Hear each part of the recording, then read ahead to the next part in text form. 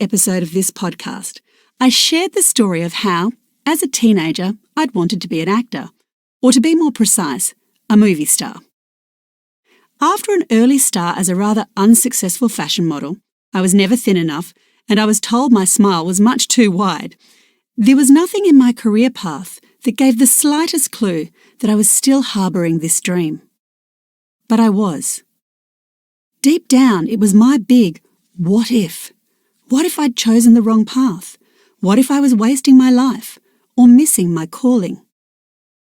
It nagged away at me. Sometimes it was loud, and other times more of a whisper, but it never really went away. When I was 29, after a particularly demanding project in an investment bank in London, I knew I needed an extended holiday, a mini sabbatical. Although I was initially tempted to follow the path many of my colleagues were taking, going trekking in the Himalayas, spending weeks in yoga retreats and other similar adventures, a little voice inside told me this was my moment. So I decided to spend my summer in a full-time film and television program at NYU, New York University.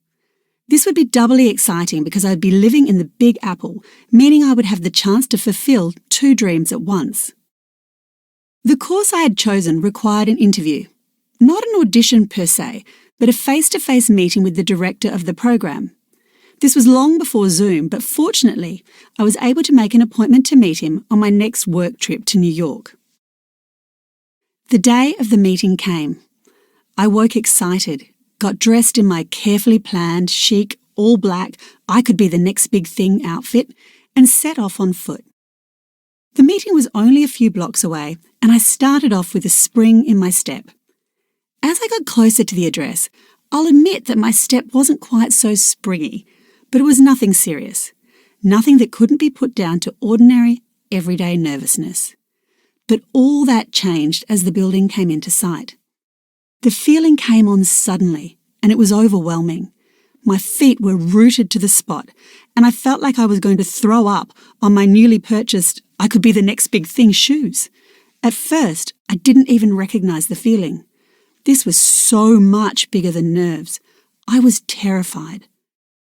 But at the same time, the terror was non-specific. I wasn't afraid I'd forget my lines. I hadn't had to learn any. And I wasn't worried they wouldn't like me or I'd failed to impress them with my enthusiasm. I'd interviewed and won jobs in some of the toughest financial institutions in London, so I shouldn't have felt too intimidated. So what was this feeling? I took a deep breath, and another, and thanked my lucky stars that I had time up my sleeve to compose myself. I listened to my body, I listened to my heart, and I listened to my soul. And what I heard clear as day was, this is it. This could really be it. And suddenly it all made sense. This was my chance to follow my dreams. Being accepted into this course could change everything. If I succeeded, my dreams would be, if not in reach, then definitely in sight.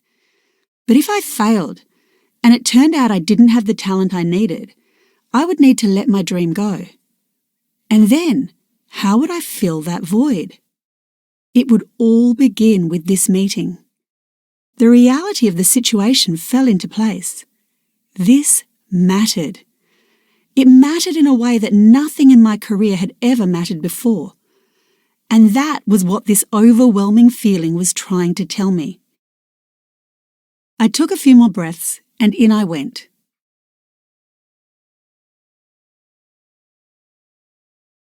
No matter how hard we try, we can never predict the future, and it turned out my participation in this program mattered in an entirely different way than I had thought it would. Although I loved the program, I didn't feel like acting was my calling. And although I enjoyed working through my scenes, I wasn't sure that I'd want to play them night after night or spend whole days filming them in 3-minute increments. I finally realised that being an actor wasn't something I needed to do with my life, and that being a movie star had never been my dream. It was just a fantasy. I enjoyed 3 of the best, most challenging and exciting months of my life in New York City doing that course, but in the end, I kissed my fantasy goodbye and never looked back. If I hadn't gone into the meeting, I would never have found this out.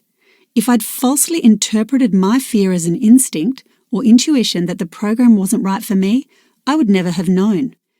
And if I'd never been willing to step out of my comfort zone and enroll in the course in the first place, that dream come fantasy of mine might still be playing on an endless loop in my mind.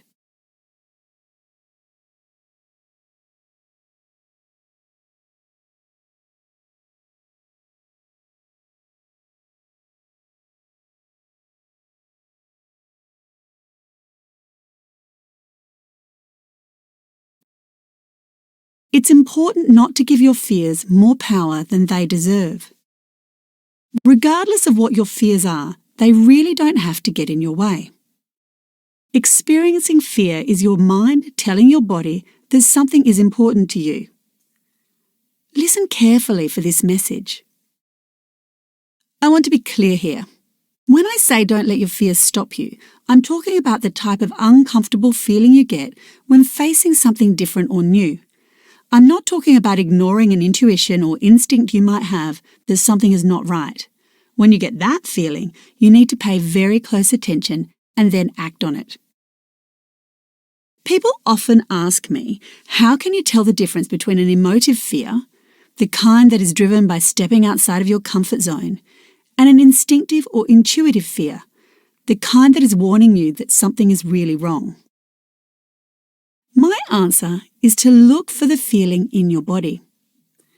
More often than not, you will experience your emotive fears, the kind that ultimately are a good sign, in your stomach and occasionally rising up to your chest.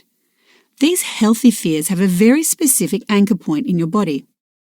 They begin in your stomach, hence the expressions feeling sick to your stomach and I felt it in the pit of my stomach, and expand through your body from there. An intuitive or instinctive fear will be felt at a cellular level.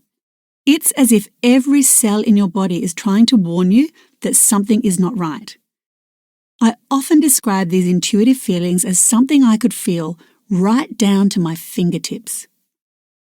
When you experience fear in this way, you should pay close attention to it and act on it accordingly. Instinctive or intuitive fear is serious. It's your subconscious warning you of imminent danger. And whether that danger is physical, mental, or emotional, you want to get away from it as fast as you can. What you don't want to do, however, is give every fear you have this level of power. Your head can turn anything into a drama, but your body will know when it's real. Don't just listen to your gut. Listen to every cell in your body. Just because the thought of something makes you feel nervous, uncomfortable, or outright terrified, it doesn't mean you shouldn't do it. The fact is, most of the fears you experience will be emotive and driven by your feelings. Instead of giving in to these fears, simply acknowledge them, understand the lesson they hold, and move on. The next thing I want you to know is that contrary to popular belief, you don't need to go into battle with your fears. Your fears don't need to be defeated. You just need to own them and let them accompany you along your way. The healthiest approach you can have to your fears is one of benign curiosity. Don't deny your fears or try to suppress them. Don't judge your fears and say, "Isn't it silly that I feel?" or "I know it's stupid, but..." And whatever you do, don't make it your mission to conquer them or make conquering them a prerequisite for doing whatever it was that led to the fear in the first place. Instead, be curious about them. When you find yourself experiencing fear, say to yourself, "Isn't this interesting? I wonder what my subconscious is trying to tell me," or "What lesson does this fear have for me?" Don't try to force the answer. Just listen to your mind, your heart, and your soul and trust that the answer will come. When I discover a fear, I say to myself, "I am experiencing fear. How interesting. I'm feeling intimidated by this meeting. Isn't that interesting? It's not good. It's not bad. It's simply cause for curiosity." This neutral language will disempower your fears. They're not good or bad, and you are not a better or worse person for having them. They are simply an interesting development and an invitation to an important discovery. The next mindset shift you need to make is to make sure you stop letting your fears stand in your way. Just because you're experiencing fear doesn't mean you have to stop what you're doing or choose a different path. You don't need to expend a lot of time or energy understanding or getting to grips with your fears. When it comes to taking action, all you need to do is acknowledge your fears and carry on regardless. Experiencing fear is a natural, normal part of life. Allowing your fears to get in your way is a choice, and one you don't have to make. People waste so much energy denying their fears, or worse, fighting with them. The key is to own up to them so you can address them. Just because the thought of doing something makes you feel nervous, uncomfortable, or outright terrified, it doesn't mean you shouldn't do it. Instead of letting your feelings get in your way, take a deep breath and be brave. Sometimes an acknowledgement is all you need to disempower your fear entirely. If you deny the fear or try to overcome it without first accepting that you feel it, you waste an inordinate amount of energy trying to conquer it, which simply might not be necessary. Either way, the best course of action is always to acknowledge your fear and keep moving through it. Your fears, like all of your other feelings, are yours. You are 100% entitled to them, and you should never feel as though you have to apologize for them. Instead, acknowledge your fear, accept that while it might not be particularly pleasant, it's how you're feeling, and then carry on regardless. I want you to take the time to understand the real source of your fears. One of my all-time favourite quotes is from the movie Strictly Ballroom. I love so many things about that film, but most of all I love the line, "A life lived in fear is a life half lived." Fear of failure has many guises, but it's most powerful in holding you back from achieving your potential. At first, you might not even recognize that it's fear holding you back. You might think your concerns and worries are legitimate. But if deep in your heart you feel you're not achieving your potential, a fear of failure is probably getting in your way. While most people are familiar with the concept of fear of failure, a lesser known but equally destructive fear is the fear of success. You might be thinking, how could I be afraid of success? Why would I be afraid of getting what I want? But the changes your success will bring can be quite daunting, and subconsciously you might be questioning whether or not you'll be able to manage the impacts of your success. You might be concerned about becoming busier, receiving more attention, and having increased responsibility. Or you might simply be worried that you won't like the future you're creating when you get there. While the fear of failure often results in a lack of action, one of the most common manifestations of the fear of success is self-sabotaging behaviour, when you become your own worst enemy and start doing things that actively move you away from your goal. Addressing any fears you may have about success is just as important as learning to overcome your fear of failure. If nothing changes, nothing changes. And yet the biggest fear for so many people is the fear of disrupting their status quo. Life is a delicate balance. The more you have to juggle, the harder it is to keep all those balls in the air, and subconsciously, you may be worried that pursuing your goals, your hopes, and your dreams will compromise or sabotage the things you hold dear, the things that are working in your life, the things that are important in your life. But it doesn't have to be that way. Don't be afraid of disrupting your status quo. Take the time to understand what you value and what you need to do to protect the things that matter, and then stop being afraid of impacting anything else. The last thing I want you to do as you confront the enemy is to become friends with your fears, or at least get better acquainted. You've heard the saying, keep your friends close and your enemies closer. Well, I feel that way about fears. Your fears will only have power over your life if you run from them, deny them, or surrender to them. The only way to keep them in their rightful place is to take the time to properly get to know them. You don't need to judge them or go into battle with them. Instead, look for the lesson within them. Once you understand the insight your fear holds, you can consciously craft new language, new thoughts to help you move forward in spite of them, to carry on taking action regardless. The best ways to create new thoughts and to generate the feelings you want to have about your fears are to reform them with affirmations, positive, present tense, personal statements about how you would like to feel, and to reframe them with logic. In my case, before my interview in New York, I could have used affirmations like, I am confident and my interview is a success. I am excited about opening the door to this new opportunity. I have been offered a place on the program of my dreams. Affirmations are an easy-to-use yet seriously powerful mindset tool, and I've included a guide to creating yours in the workbook that goes with this podcast. For this episode's coaching session, I spoke with 55-year-old emergency services worker Kathy. I asked Kathy to share some insight about sitting with her fears and learning through step 5 to confront the enemy. Yeah, I really need to sit with my fears. That was a huge insight for me from this step. I need to get to know them rather than letting them blindly influence me without question. I know that's something I've been guilty of. I feel like in my overall life, I felt like I've achieved most of what I wanted to do. But a few years ago, I had a couple of big failures. Or at least what I see as failures. I set out on long-distance hikes, but never actually finished them. One of them was like 1,200 kilometers, and I did only about 400 Ks.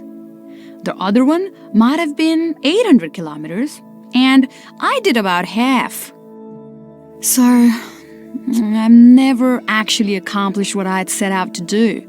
And sure, the reasons I pulled out were unavoidable, but when I think about starting on that journey again, of going on future long-distance hikes, I am very reluctant to commit.